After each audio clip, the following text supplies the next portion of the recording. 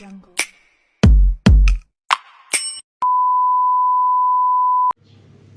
Hello everyone, welcome back to my YouTube channel.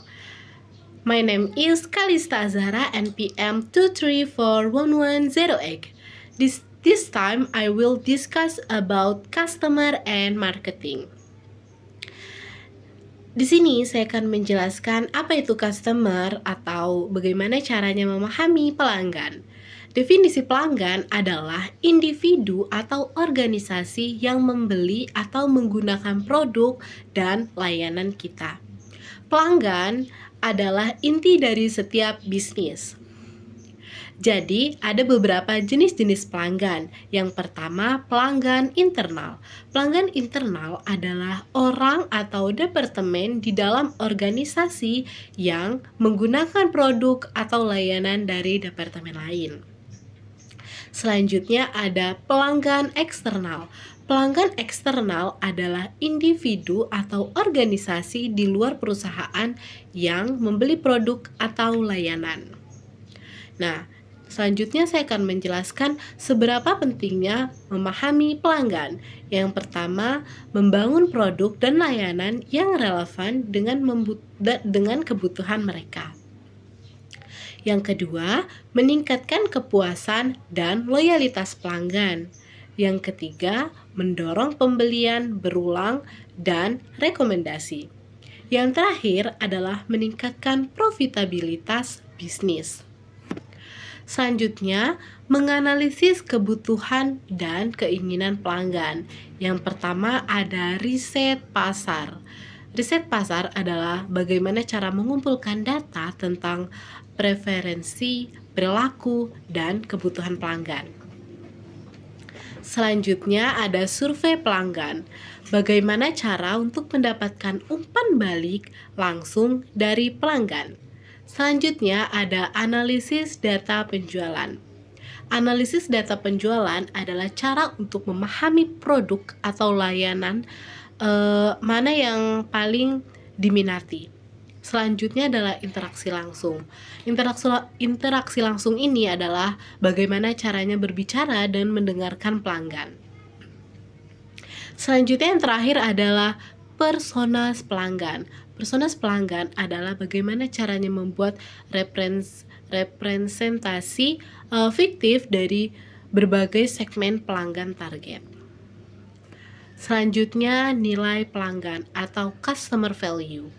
Persepsi pelanggan tentang manfaat yang mereka terima dibandingkan dengan biaya yang mereka keluarkan. Selanjutnya adalah kepuasan pelanggan atau customer satisfaction.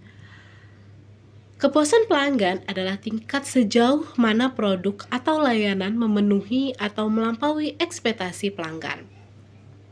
Selanjutnya adalah loyalitas pelanggan atau customer loyalty.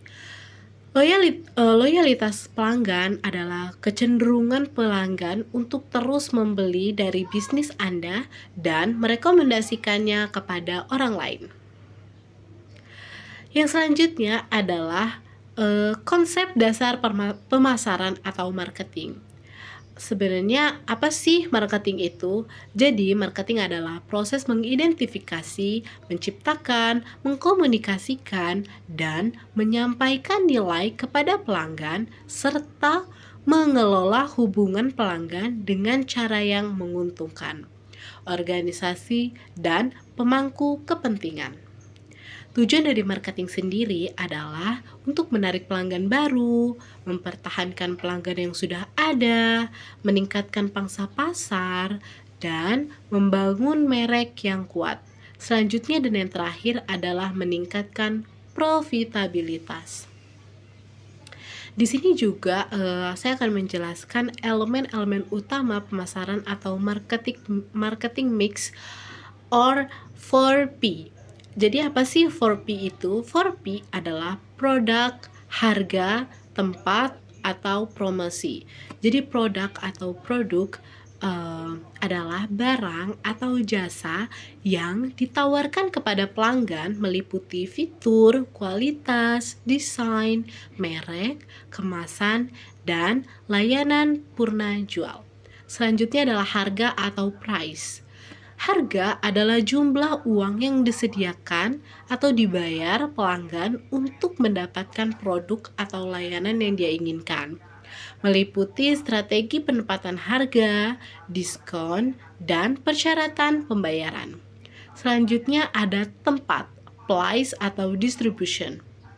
Jadi tempat ini adalah bagaimana produk atau layanan tersedia bagi pelanggan, meliputi saluran distribusi, lokal, lokasi, penjualan, logistik, dan inventaris.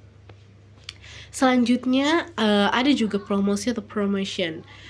Promosi adalah kegiatan menghubungkan dan membujuk pelanggan tentang produk atau layanan, meliputi periklanan, promosi penjualan, hubungan masyarakat, penjualan pribadi, dan pemasaran digital. Di sini juga saya akan menjelaskan tentang evolusi pemasaran. Jadi evolusi pemasaran ini ada 5, yaitu era produksi. Era produksi adalah cara untuk fokus pada produksi massal dan efisiensi. Yang selanjutnya era penjualan.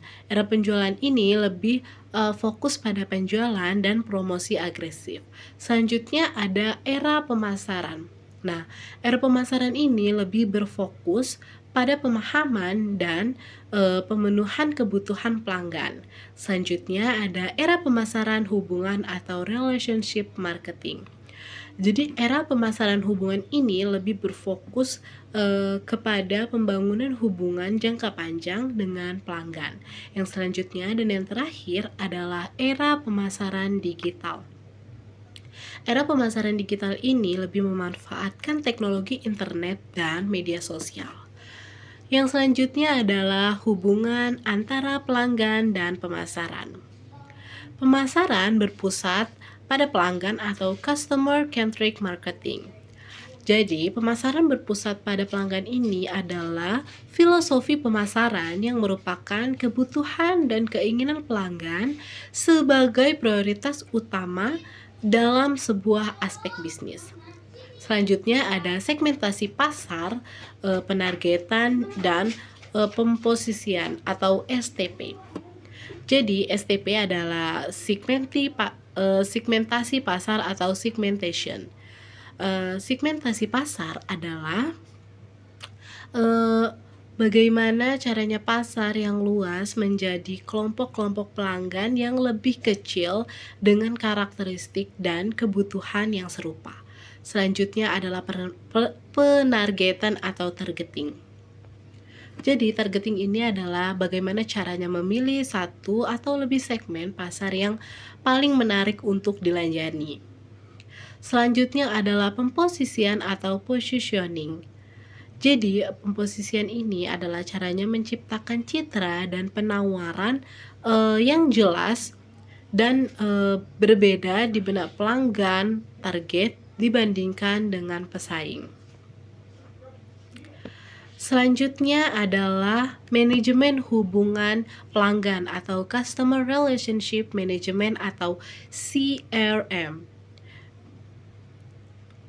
Jadi, manajemen hubungan pelanggan adalah strategi dan teknologi yang digunakan perusahaan untuk mengelola dan menganalisis interaksi dengan pelanggan dan calon pelanggan dengan tujuan meningkatkan kepuasan, loyalitas, dan retensi pelanggan. Selanjutnya adalah pemasaran konten atau content marketing. Jadi pemasaran konten marketing ini adalah bagaimana caranya membuat dan mendistribusikan konten yang relevan, berharga, dan konsisten untuk menarik dan mempertahankan audiens yang jelas dan pada akhirnya mendorong tindakan pelanggan yang menguntungkan. Selanjutnya adalah pemasaran media sosial atau social media marketing.